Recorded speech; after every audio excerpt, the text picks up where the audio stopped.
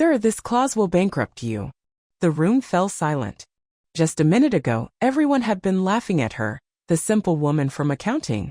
Her own boss had spent weeks mocking her, calling her too dumb to understand real business.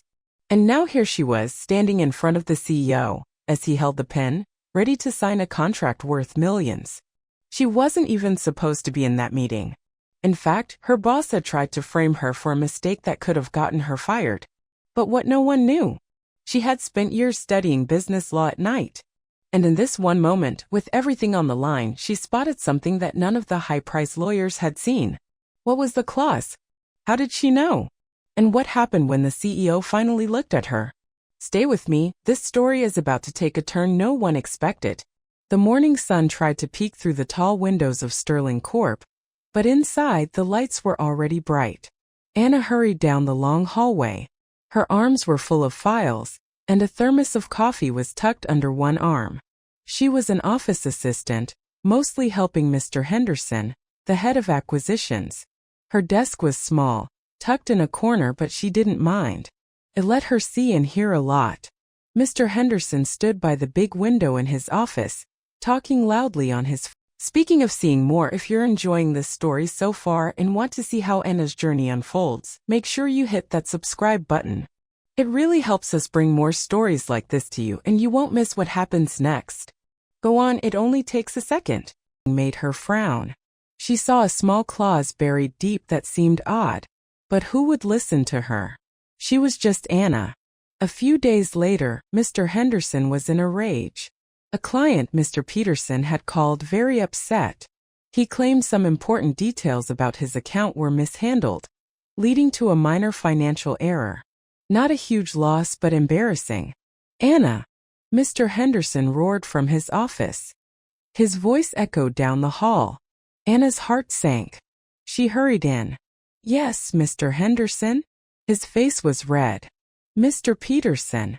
He says his file updates were ignored. You were the last one to handle that file for scanning. What did you do? I updated it exactly as per your notes, sir, Anna said, her voice trembling a little. I remember adding the new address and the contact preference he requested. Lies. Henderson slammed his fist on the desk. The file here shows the old details. Peterson is furious. He said he personally gave you the new information when he called last week, and you assured him it was noted. Anna's eyes widened. Mr. Peterson didn't call me, sir. He spoke to you. I heard you on the phone. You jotted down the notes on a yellow sticky and asked me to attach it to the file before it went for digital archiving. I did exactly that. Mr. Henderson scoffed. Oh, so now it's my fault? You're blaming me? You're just incompetent. I knew I couldn't trust you with anything important. You probably lost the note, or threw it away with your lunch wrappers. He looked at her with pure disgust. This is a serious mistake. It makes me look bad. It makes the company look bad. Anna stood her ground, though her legs felt weak. Sir, I am very careful with my work. I remember the note. It had his new suite number on it. Enough! Henderson shouted.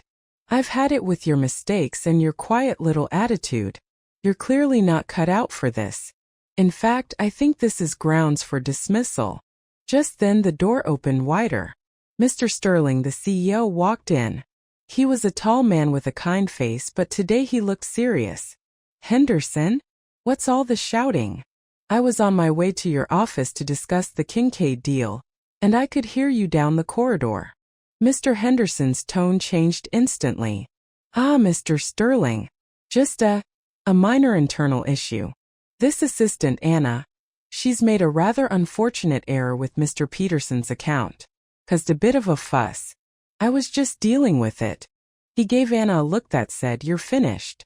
Mr. Sterling looked from Henderson to Anna. Anna's face was pale, but her eyes held a flicker of something, not fear, but a quiet intensity. An error? Mr. Sterling asked, his gaze resting on Anna. What kind of error? She claims she updated a file, but the client says it wasn't.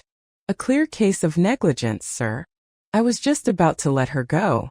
We can't have such carelessness, Henderson said smoothly, already dismissing Anna with a wave of his hand. Anna wanted to speak to defend herself properly, but her throat felt tight. Being fired. It felt like the floor was dropping out from under her. She had worked so hard. She saw Mr. Sterling looking at her, waiting. This was it. Her job, her small place in this big company, was about to vanish because of a lie. Anna took a deep breath. If she was going to be fired, she would at least tell the truth clearly. Mr. Sterling, she said, her voice surprisingly steady though quiet. Mr. Henderson gave me a handwritten note with Mr. Peterson's new details. I attached it to the inside cover of the physical file before it was sent to be scanned and archived, just as I always do. Henderson laughed, a short, barking sound. A likely story. There was no note when I checked the file this morning. Mr. Sterling raised an eyebrow. He looked at Anna. You're sure about this note, miss? Anna, sir. Anna Miller. Yes, I am sure. It was a yellow sticky note. Mr. Peterson wanted his mailings to go to Suite 702, not 207, and to be addressed to his CFO for urgent matters. Henderson started to interrupt.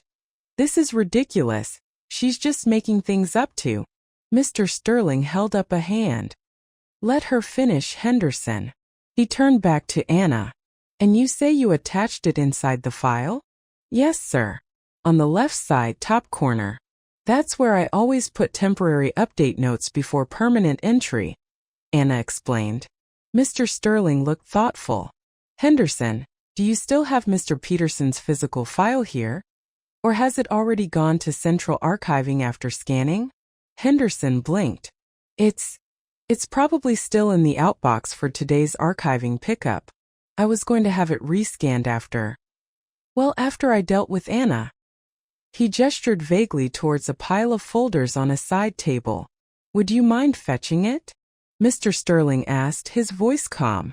Henderson, looking a bit flustered, rummaged through the pile and pulled out a thick blue folder. Here it is. He almost threw it onto his desk. Open it, please, Mr. Sterling said.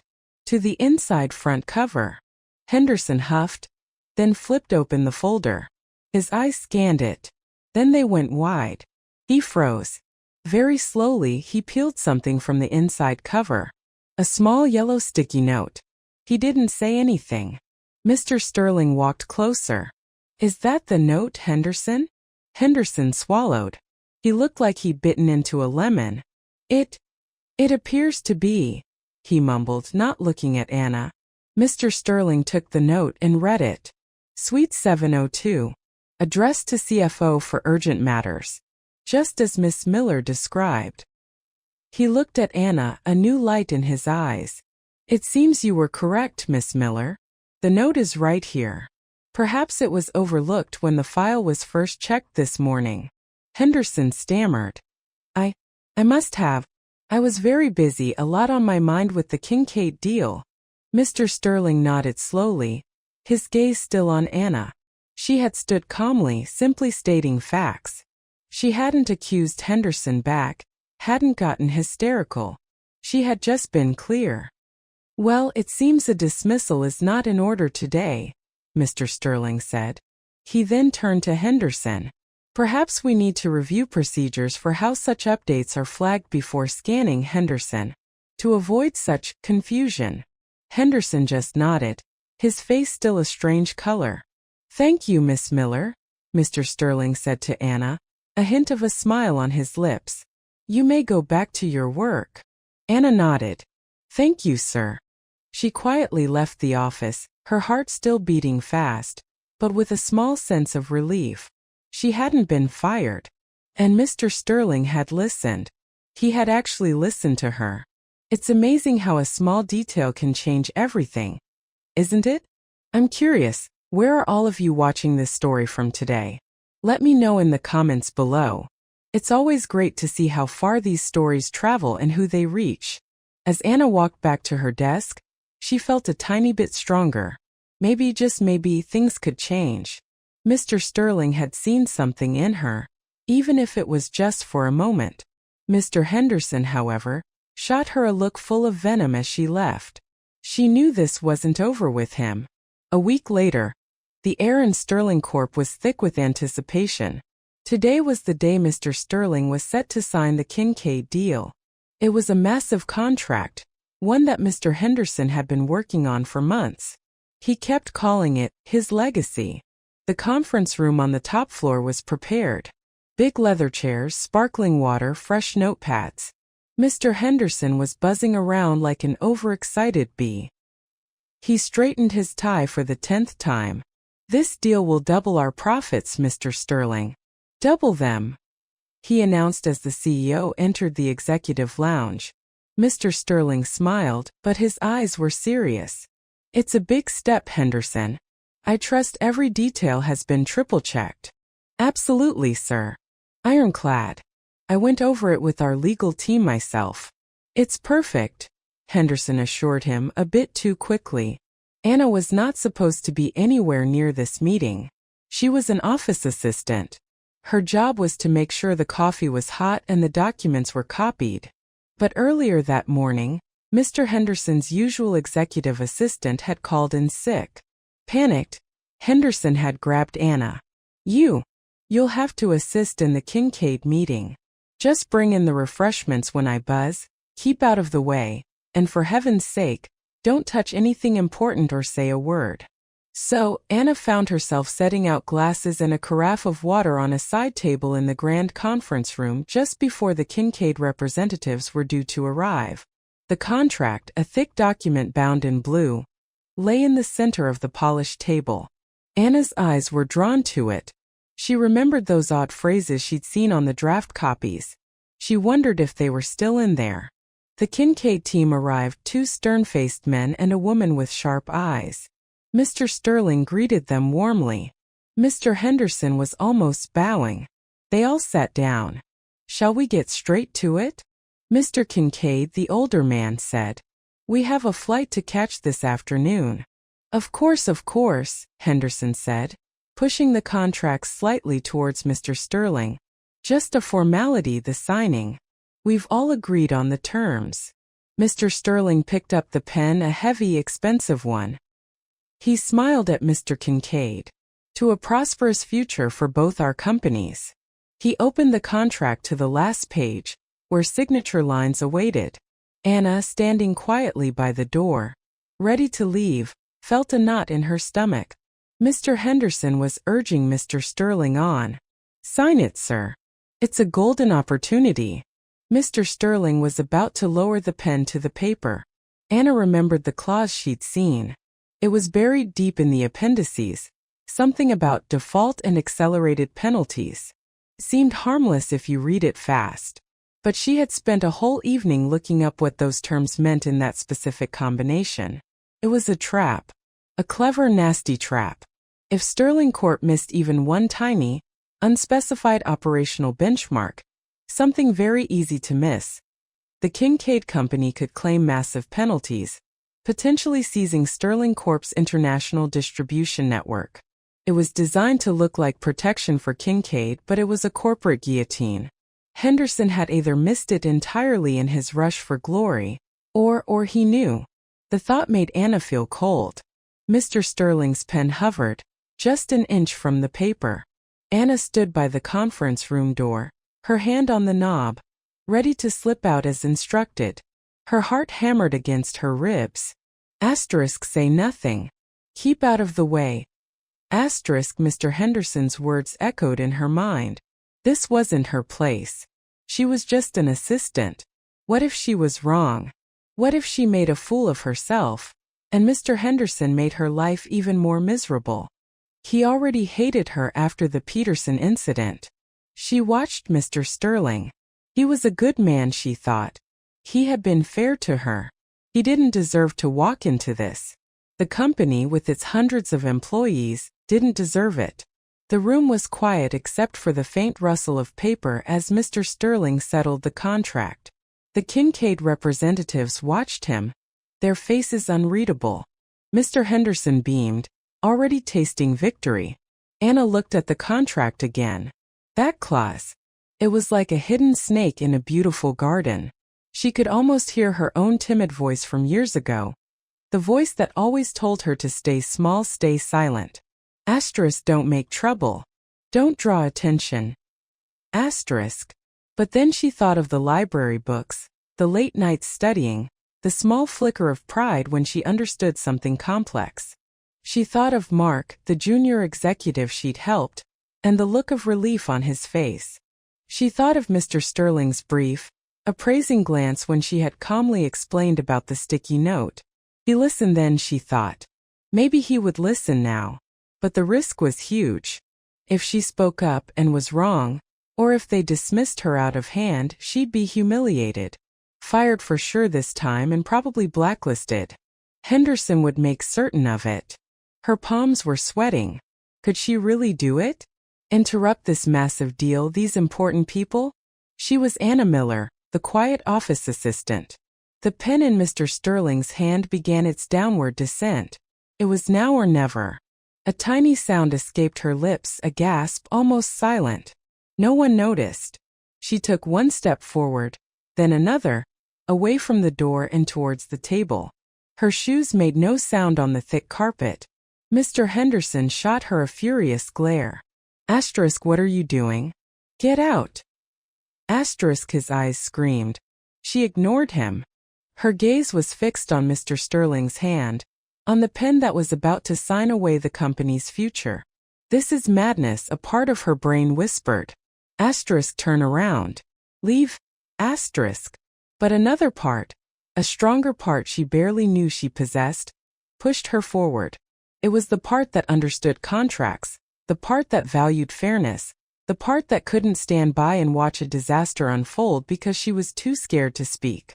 The tip of the pen was millimeters from the paper. Just as the ink was about to touch the signature line, Anna found her voice. It was clearer and stronger than she expected. Sir, she said, looking directly at Mr. Sterling, this clause will bankrupt you. The room went dead silent. Mr. Sterling's hand froze, the pen still poised. His smile, warm and confident just a moment ago, vanished. His eyes, wide with surprise, shot up to meet Anna's. Mr. Henderson looked like he was about to explode. His face turned a dark, blotchy red. Anna, what is the meaning of this? Get out. Now, he hissed, his voice a furious whisper. The Kincaid representatives exchanged quick, uneasy glances. Mr. Kincaid Sr. frowned deeply. Mr. Sterling didn't look at Henderson. His gaze was locked on Anna. She stood there, small and unassuming in her simple dress, but her eyes held an unwavering certainty. What did you say, Miss Miller? Mr. Sterling asked, his voice quiet but carrying immense weight.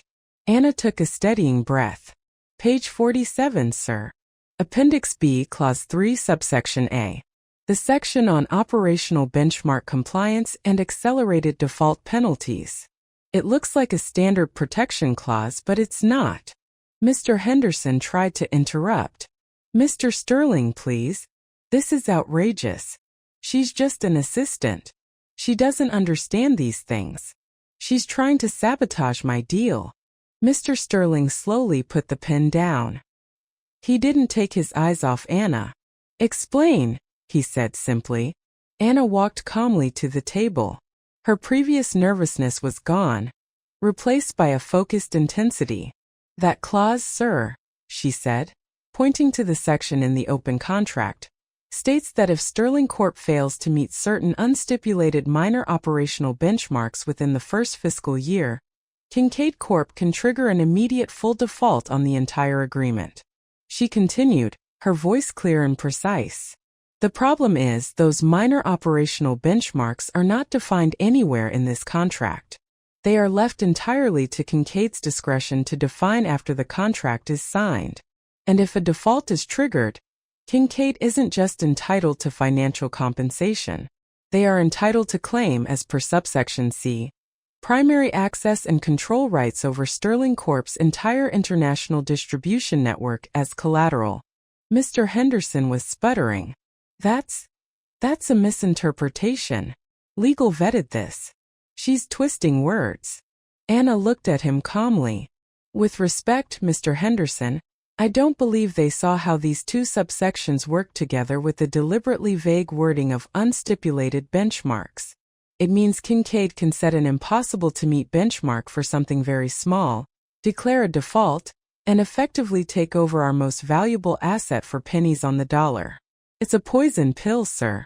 A very well-hidden one. The Kincaid representatives were now looking distinctly uncomfortable. Mr. Kincaid Sr.'s face was like stone. Mr. Sterling slowly picked up the contract and flipped to page 47. He read it carefully. Then he read it again. The color drained from his own face.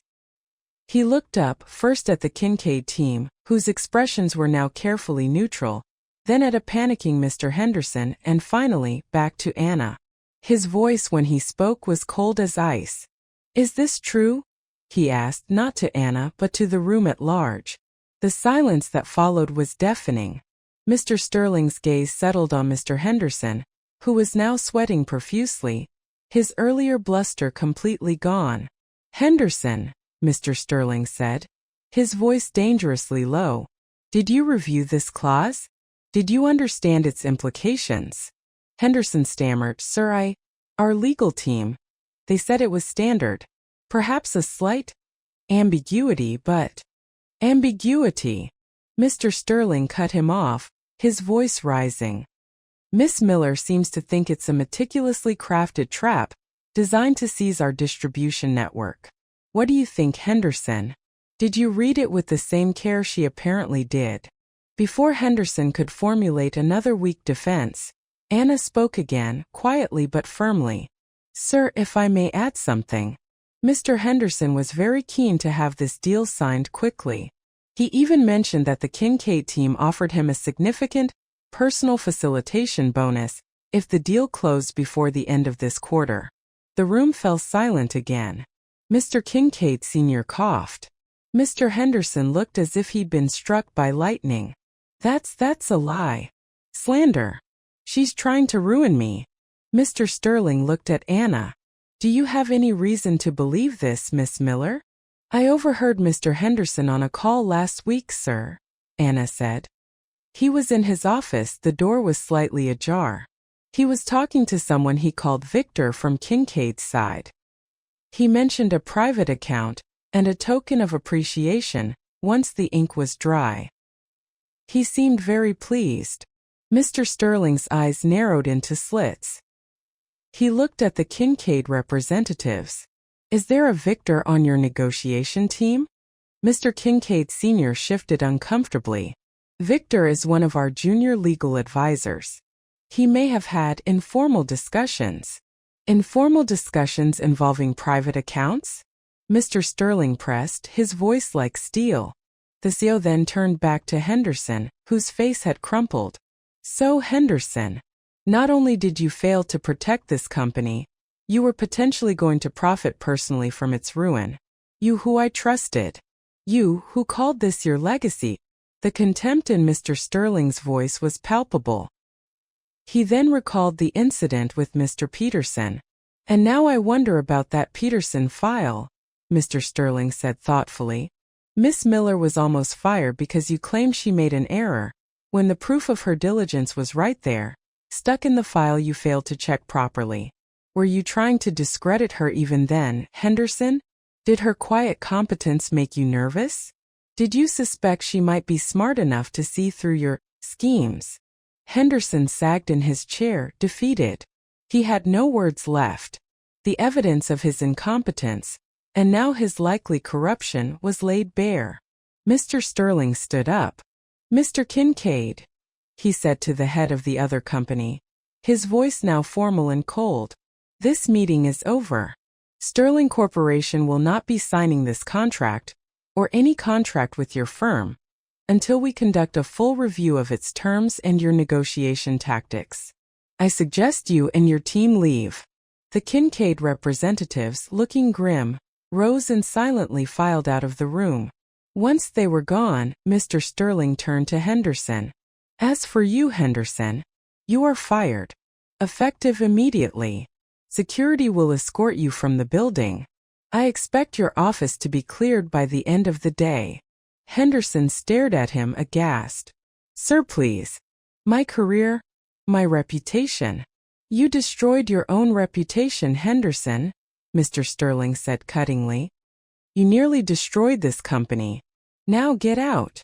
Henderson, utterly humiliated, stumbled out of the room, not even daring to look at Anna. Mr. Sterling then turned to Anna. The anger on his face softened, replaced by a look of profound gratitude and respect. Miss Miller, he said, his voice now much warmer. Anna, you have quite literally saved this company today. I don't know how to thank you enough. He paused, then a thoughtful expression crossed his face. You clearly have a talent that has been overlooked, wasted even. How would you like a new role? Perhaps as a special advisor working directly with my office? We need people with your eye for detail, your integrity, and your courage. Anna was speechless for a moment. A new role? Working with the CEO? It was more than she had ever dreamed of. Sir, she finally managed, a small smile gracing her lips. I would be honored. The next morning, an all-staff email went out from Mr. Sterling. It announced Mr. Henderson's immediate departure due to gross negligence and ethical violations. It also announced the promotion of Anna Miller to the newly created role of Special Projects Analyst, reporting directly to the CEO's office. The email briefly mentioned her critical intervention in preventing a disastrous contract, praising her keen insight and integrity. Whispers turned into murmurs of admiration around the office. People who had barely noticed Anna before now looked at her with newfound respect. Mark, the junior executive she had helped with the presentation slide, came over to her old desk, where she was packing her few belongings to move to a much nicer office near Mr. Sterling's. Anna, he said, I always knew you were smart. That tip you gave me. Thank you. And congratulations. You deserve this. Anna smiled. Thank you, Mark. Later that week, Mr. Sterling called a company-wide town hall meeting. After discussing some upcoming projects, he paused. And finally, he said, his voice resonating through the auditorium, I want to publicly acknowledge someone whose courage and intelligence saved this company from a very serious threat. Most of you know her as a quiet assistant, someone who worked diligently behind the scenes. But her talents go far beyond that. He gestured towards the front row where Anna sat, feeling a little overwhelmed but also proud. Please join me in thanking Miss Anna Miller. A wave of applause filled the room. It was genuine and warm. Anna stood up, a blush on her cheeks, but she met Mr. Sterling's smiling eyes with a steady gaze. The woman who was once mocked for being just a simple woman was now being celebrated for her brilliance. Mr. Sterling continued, Anna reminds us that talent can be found anywhere, in any role, and that honesty, courage, and a commitment to doing what's right are the most valuable assets any employee and any company can possess. As the meeting ended, people came up to congratulate Anna. She handled the attention with grace, her quiet confidence shining through. Her journey had been one of humiliation and struggle, but it had led to this moment of triumph and respect.